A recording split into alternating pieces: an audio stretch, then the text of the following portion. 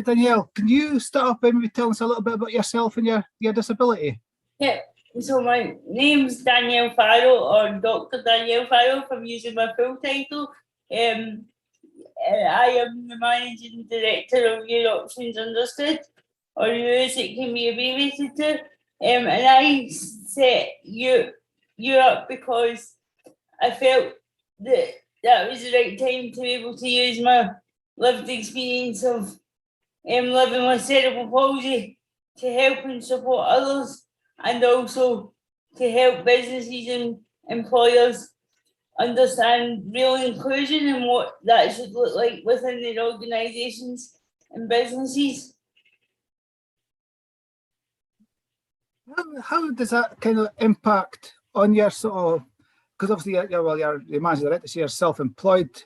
How does that affect your disability, or how does that enable you to maybe give you flexibility in work? I am in receipt of support from Access to Work, which is a big part of how I can fulfil my role as managing director, because without that support I would struggle otherwise. So the support that's funded but from Access to Work is more a support worker for the sort of practical side of things, or they come with me if I'm doing in session workshops and things, so that they can help me set up. So that's the I guess the biggest part of my support and employment.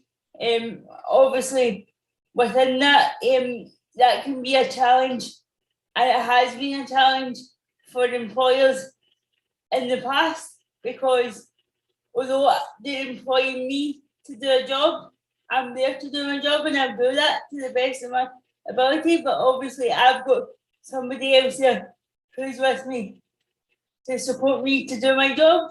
So I remember in one of my previous employment roles, I had to have a conversation with my line manager about how we manage that, just in terms of me doing my job, because at the end of the day, they don't employ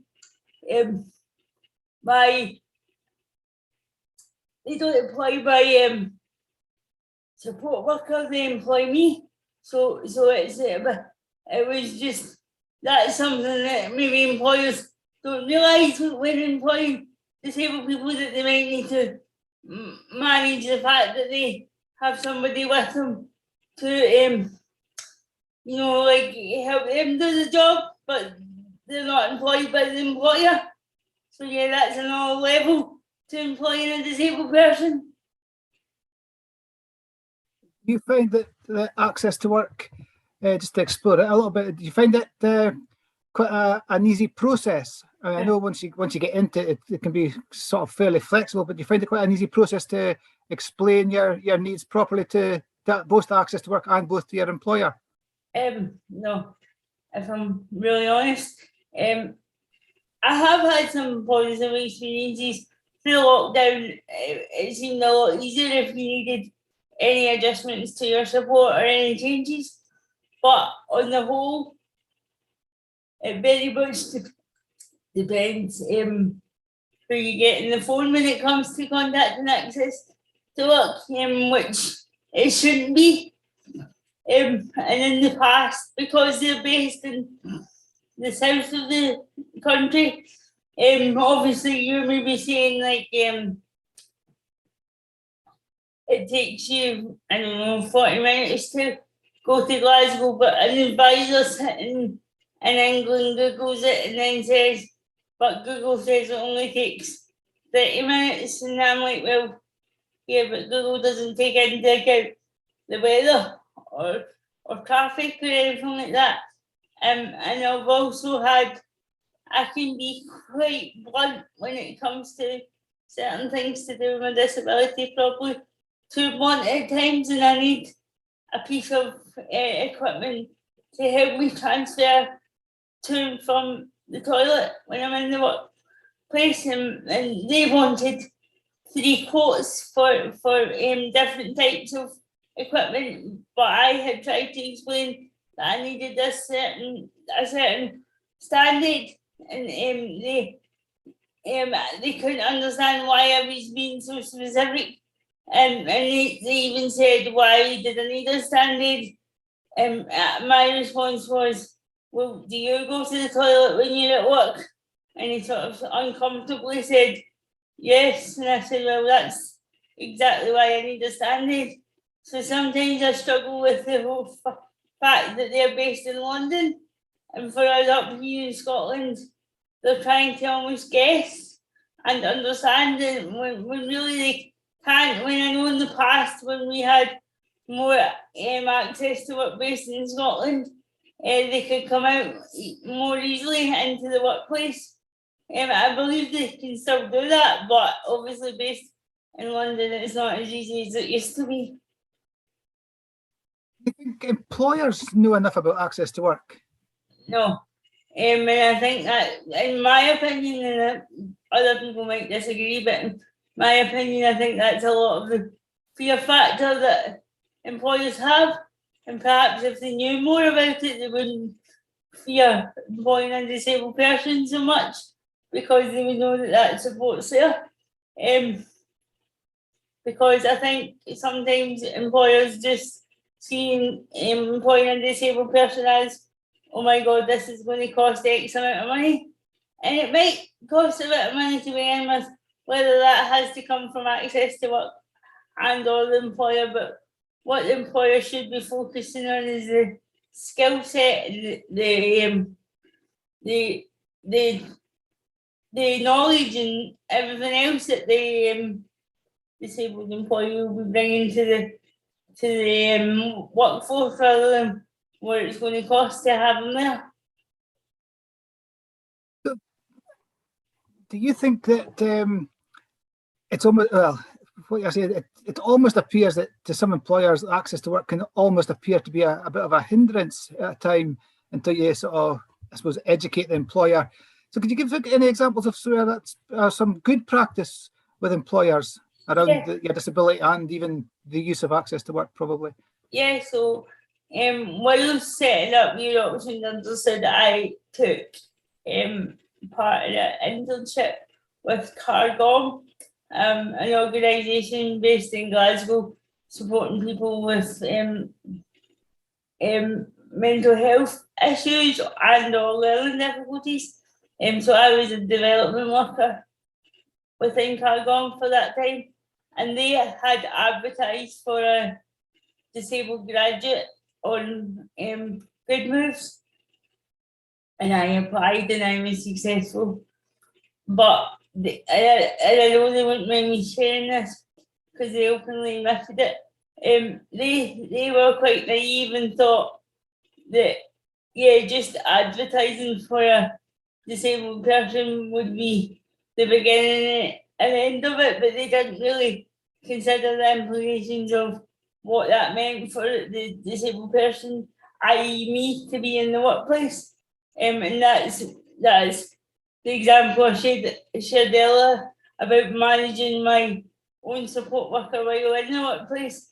That was an eye-opener for them, but because I needed the piece of equipment that I need to go to the toilet while I was in the workplace, it was taking access to work so long with all the why do you need this piece of equipment questions, that in the end my employer, being Cargom, they actually purchased the standard for me, and then they eventually got reimbursed for access to work. And for me that was really positive, because they didn't need to purchase that for me. Technically they could have waited for access to work to do it, but they didn't. They were proactive and purchased it for me, and also they actually allowed me to take that piece of equipment with me, which is now in my office space. So so I had that piece of equipment, so it means that I didn't need to go back to access to work again. And if I wasn't self-employed and I was employed, technically, because I have this piece of equipment already with me that I can bring with me into the workplace. In a weird way, it makes me more employable because it's less of a cost to another employer, if that makes sense. I think it's often the thing we forget. It's often the smaller things that make the biggest differences. And I think that's a really good example you've given there. But so would that have now then led to that employer maybe bringing a policy change, or how do you think that some employers could revamp their policies to take account of people with disabilities and different different needs for employees?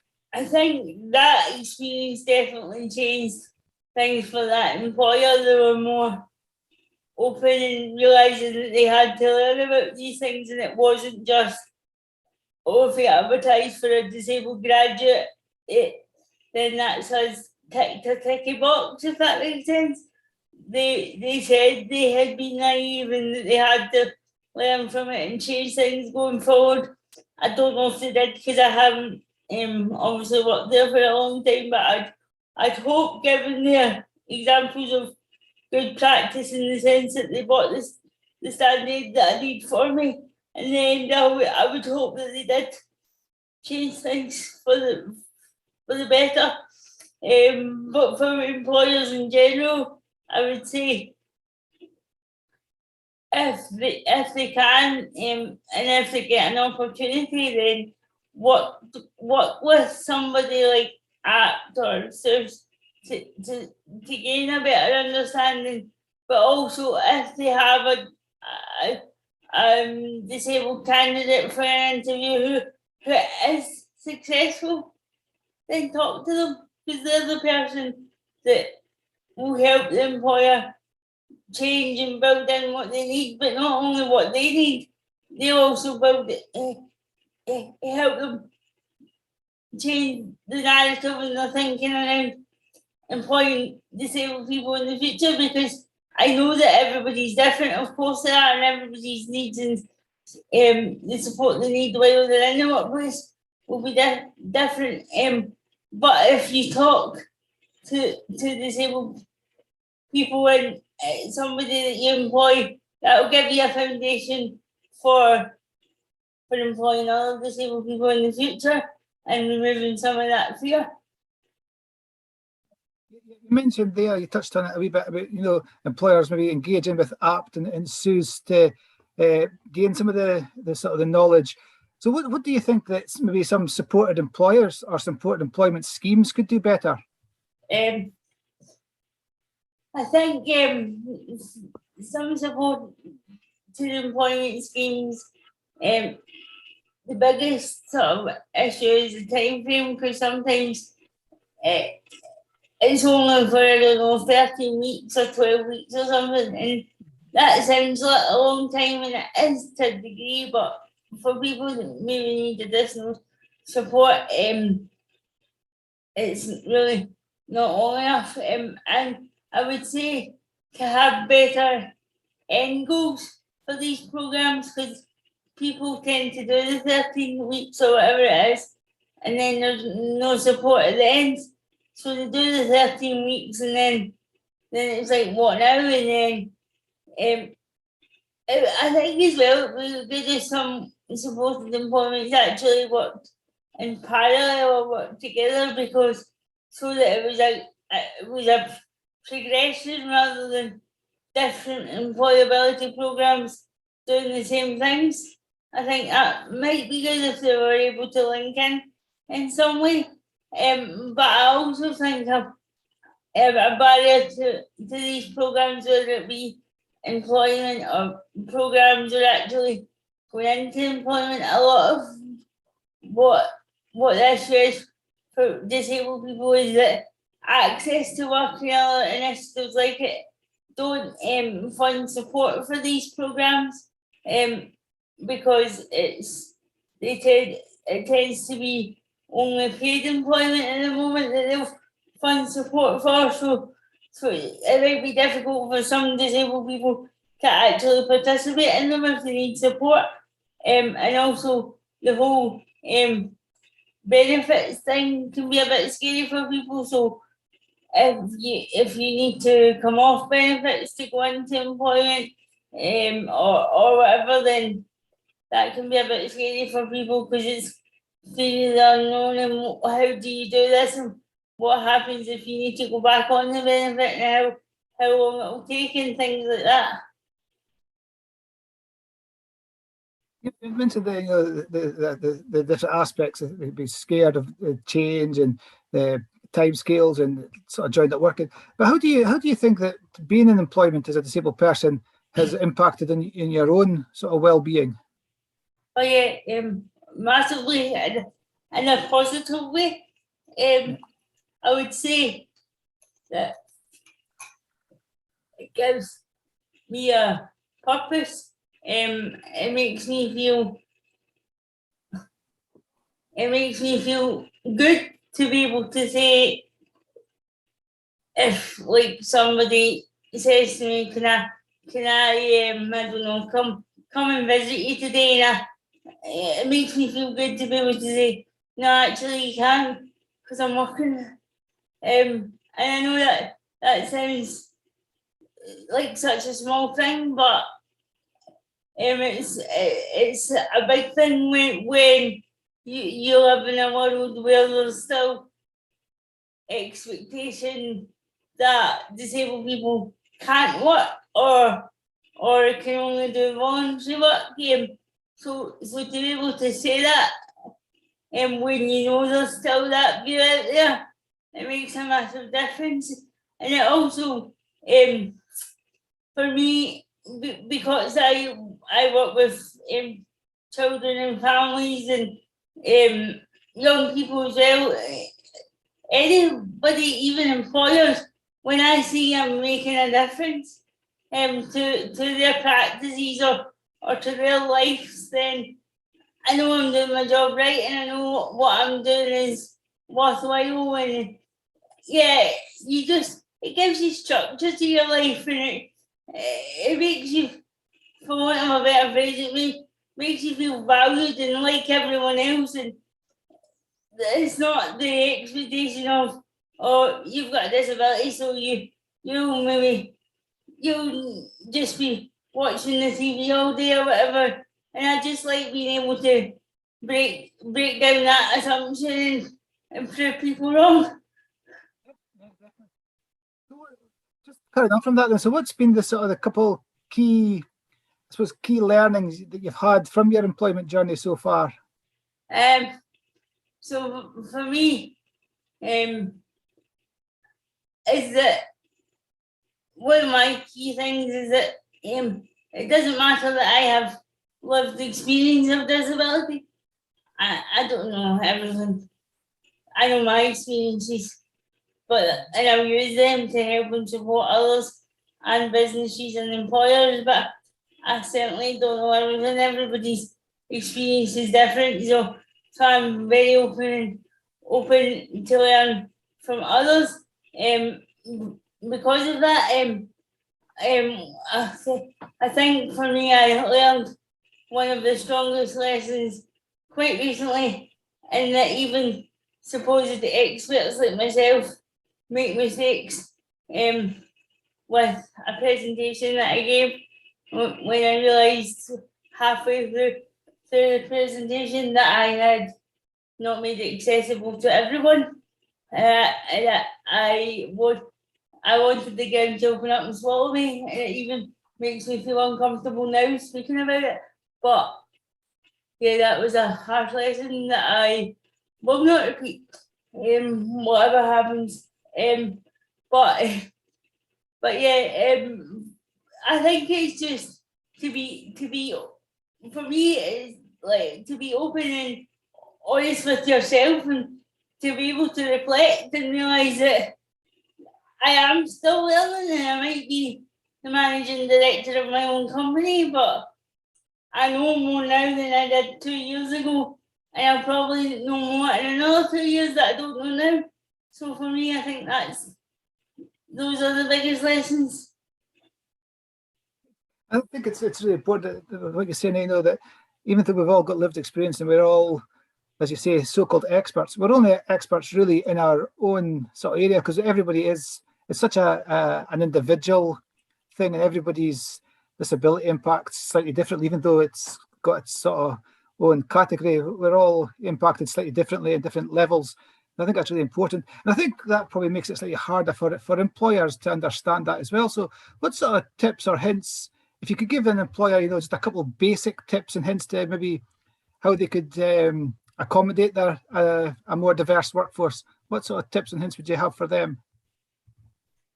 I would say almost take out the fact that you're making these changes if it's for employing a disabled person. So for example, don't think I'm making these changes because of Danielle.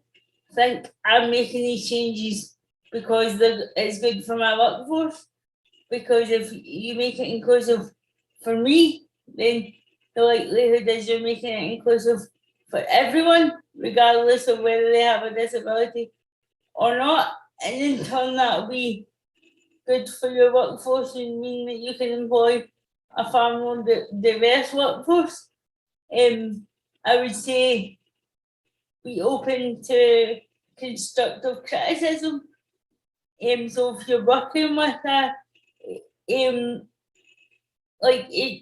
organisations such as ACT and SUS, if they come along and sort of make recommendations, they're not out to criticise what your current practices are, and it shouldn't be an us and them approach. We're there to maybe point out how things can be improved, but certainly not to criticise. And if you get an opportunity as an employer to employ a disabled person, as hard as it may seem, I'd say just see, and this sounds like an obvious one that people hear all the time, but just see the person, see the skills, see the knowledge, see the attitudes that they'll be bringing to your workforce. The likelihood is, if a disabled person hasn't been in employment before or hasn't been for a long time, the likelihood is they'll be such a loyal employee that once they start, you won't want to lose them. So value that and just almost strip back the disability and just see the disability as a additional thing, but see the person first and foremost. I think that's really, really good point. I think the thing that comes across, it's really all about communication both ways, isn't it, really? But so, I mean, that's really the end of the interview as far as I can see, Danielle. But have you any other sort of last points or closing statements you'd like to get across, or anything I've missed? Just that employing a disabled person should be a positive experience for both parties or all parties involved. And if, like you say, if communication is in there, then the rest should fall into place through the good communication and good practice.